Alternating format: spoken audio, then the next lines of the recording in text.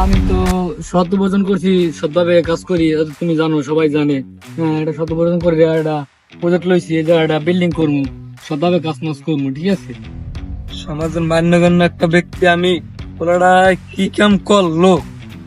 এত টাকা পয়সা আমার কে খাইবে? একটা মাত্র পোলা, ওরা কি কাজটা করলো?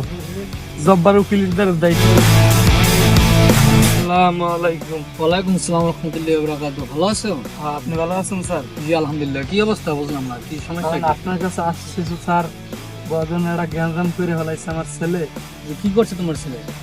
বদনে একটা সমস্যা বেড়ে গেছে। শুনছি তোমার ছেলের বিষয়ে, কালকে খবর দেখলাম পত্রিকায়, ছেলে তো তোমার বেশি ভালো না।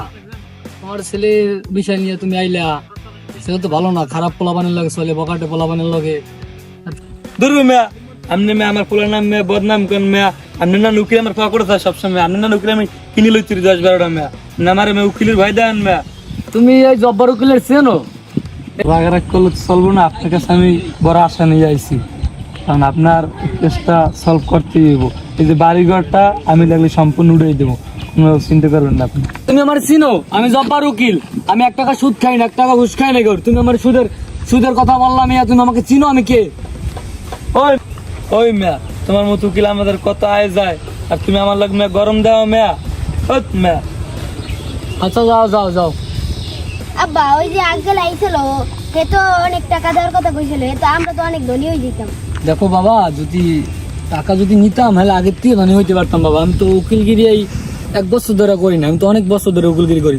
অনেক লোক অনেক টাকা হাসছে, কিন্তু আমি তো বাবা সৎ পথে চলি। আমি আশা করি তুমি সৎ পথে চলবা সবসময়, ঠিক আছে বাবা? তুমি আমার মতো সবসময় সৎ থাকবা, সৎভাবে চলবা, মানুষের উপকার করবা, কেউ ক্ষতি করবা না বাবা। যে শুনি না যে উমকের পোলারাতায় একজনের একটা ক্ষতি হয়েছে, এরকম যে শুনি না। সবার উপকার করবা, সৎভাবে চলবা, ঠিক আছে? চলো বাবা, বাসায় চলো।